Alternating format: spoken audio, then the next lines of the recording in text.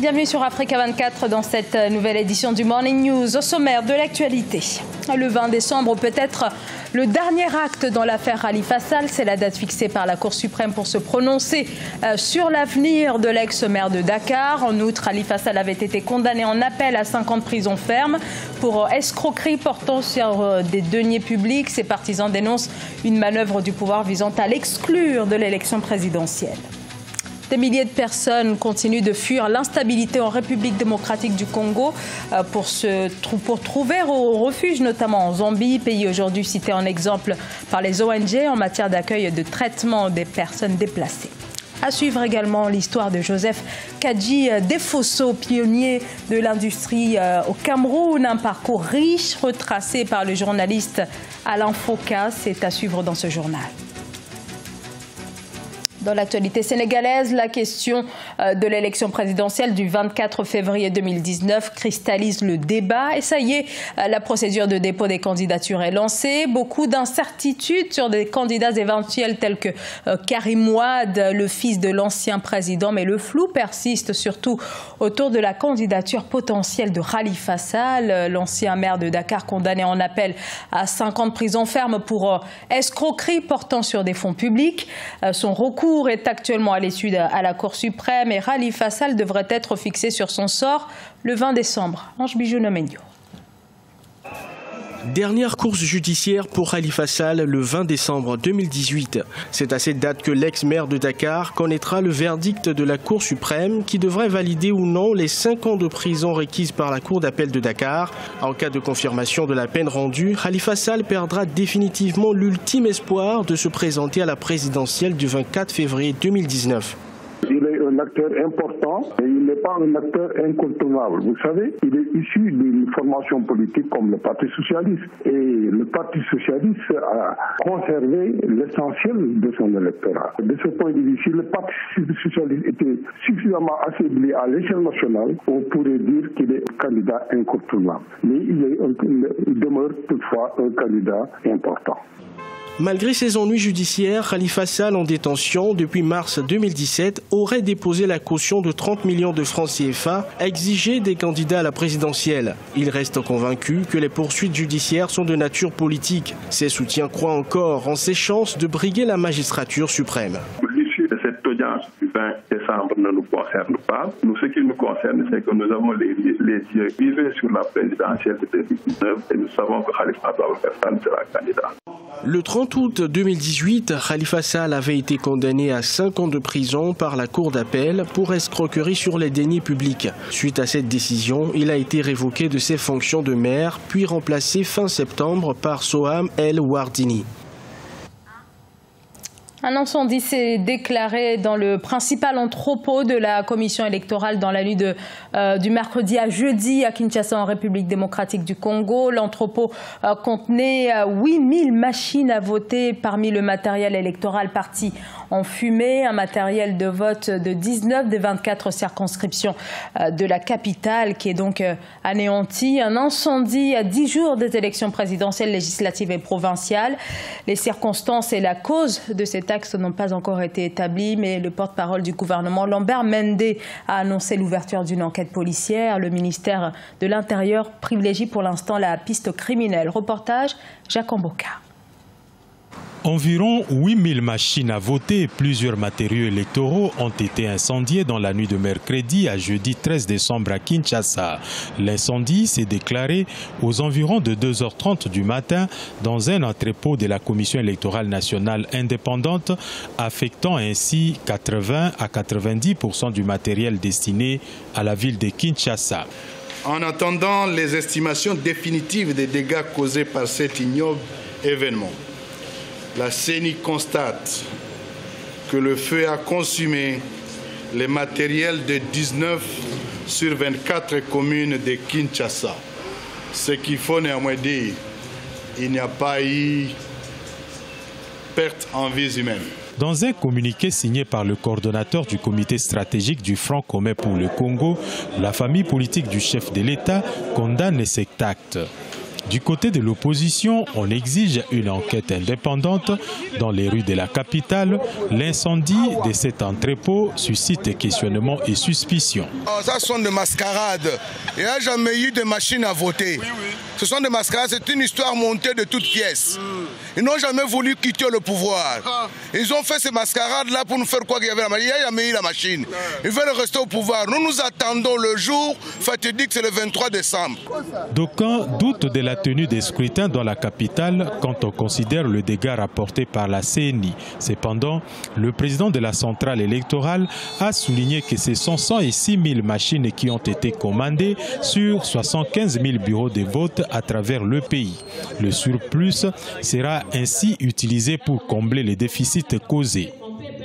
Et on prend à présent la direction de la Zambie dans le camp de Matampala, un camp de réfugiés situé au nord du pays. Il abrite actuellement près de 11 000 réfugiés en provenance justement de la République démocratique du Congo. Et l'une des problématiques majeures, bien sûr, concerne leur prise en charge immédiate. Sur place, vous allez le voir, le gouvernement tente de les accompagner, notamment sur le plan médical. Sharon Kamara. La Zambie développe des programmes en faveur des réfugiés à Matampala, dans la province de Luapula, près de la frontière avec la RD Congo.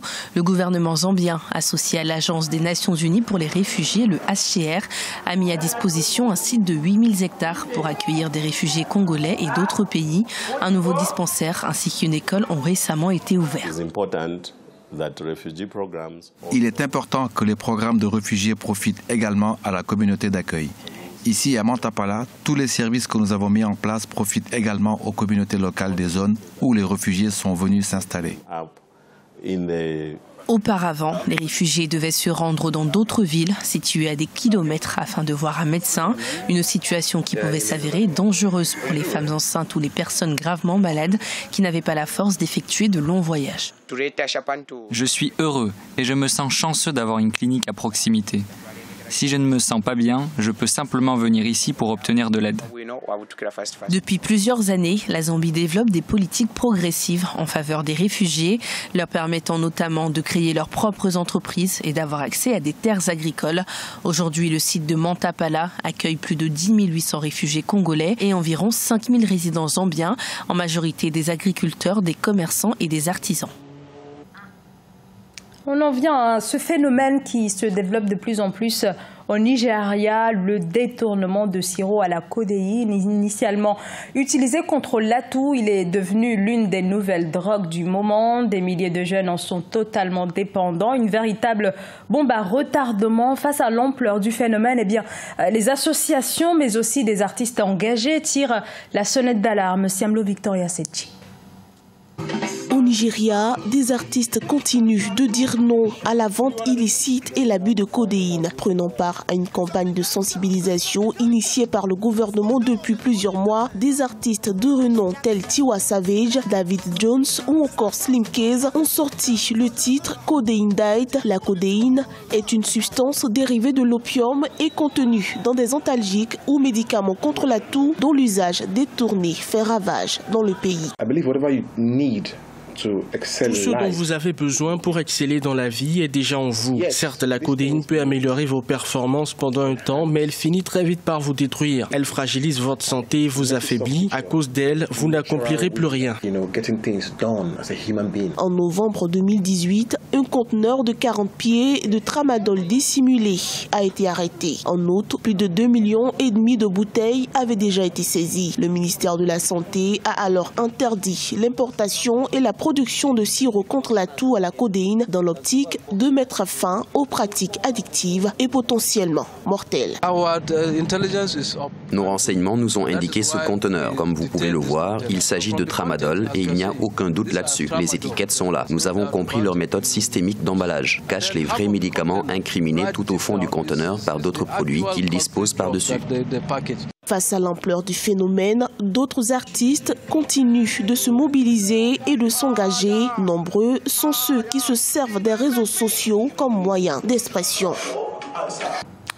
Au Cameroun, les funérailles de Joseph Kadji Defosso vont se dérouler ce 15 décembre. Joseph Kadji Defosso, riche industriel décédé le 23 août 2018. Il était classé parmi les 10 plus grandes fortunes camerounaises.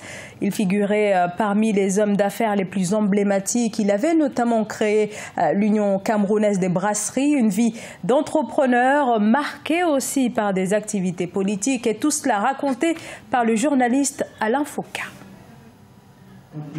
C'est à travers un film documentaire et un livre biographique qu'Alain Foka a voulu raconter la vie du premier industriel camerounais, Joseph Kadji Defosso. En 228 pages, illustrées de photos d'archives et de récits de témoignages, il fait une immersion dans la vie du patriarche Kadji et retrace le parcours de cet homme décomplexé et ambitieux.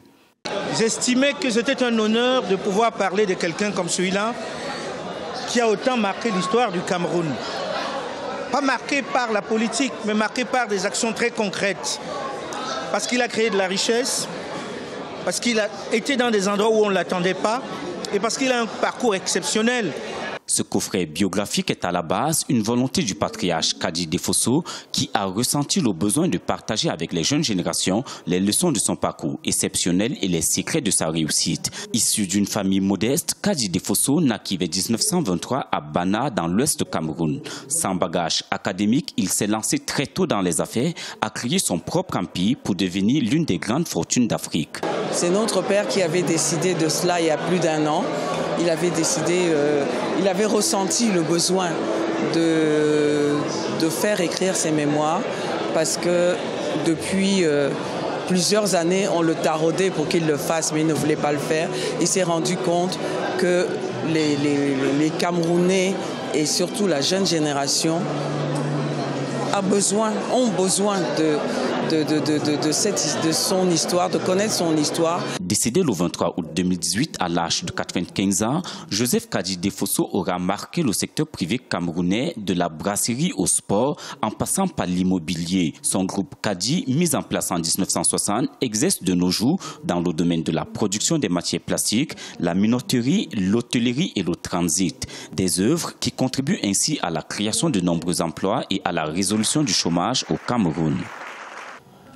Un reportage de Shérif Ousmane Bardunka. C'est la fin de ce journal. Merci de nous avoir suivis. Dans un instant, une nouvelle édition de l'actualité sur Africa 24.